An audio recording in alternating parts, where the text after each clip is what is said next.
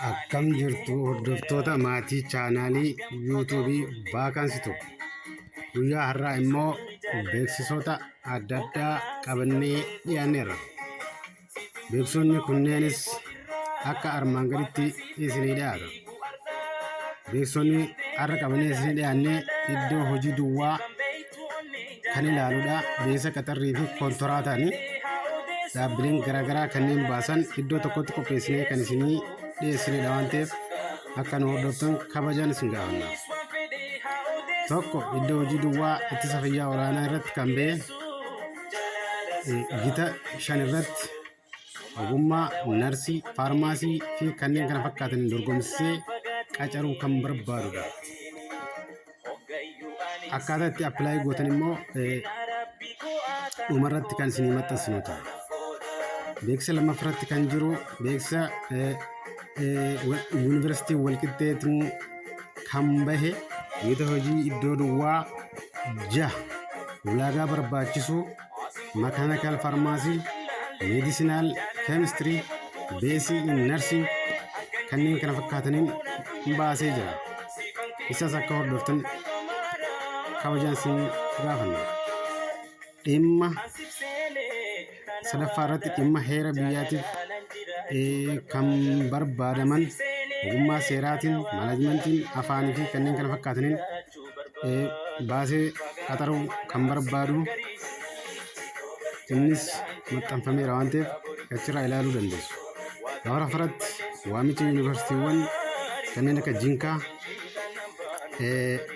barattoota bara 2015 keessa kutaa 12ffaa qoramanii milkaa'an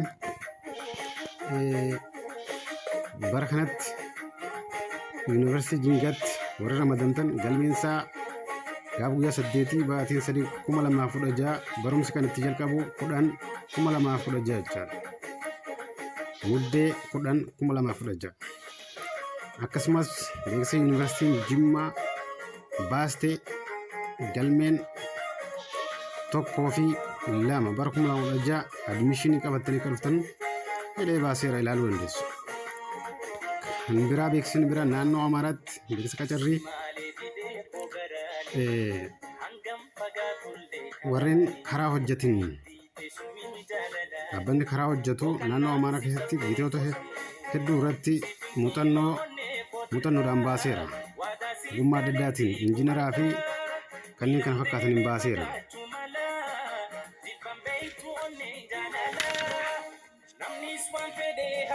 Beeksisni kan biraa waldaa konkolaachisaa Dambal iddoo hojii duwwaa qabu irratti gosa barumsaa adda addaatiin wal dorgomsisee qacaruu waan barbaaduuf kanaas ilaaltanii galmaa'uu dandeessu.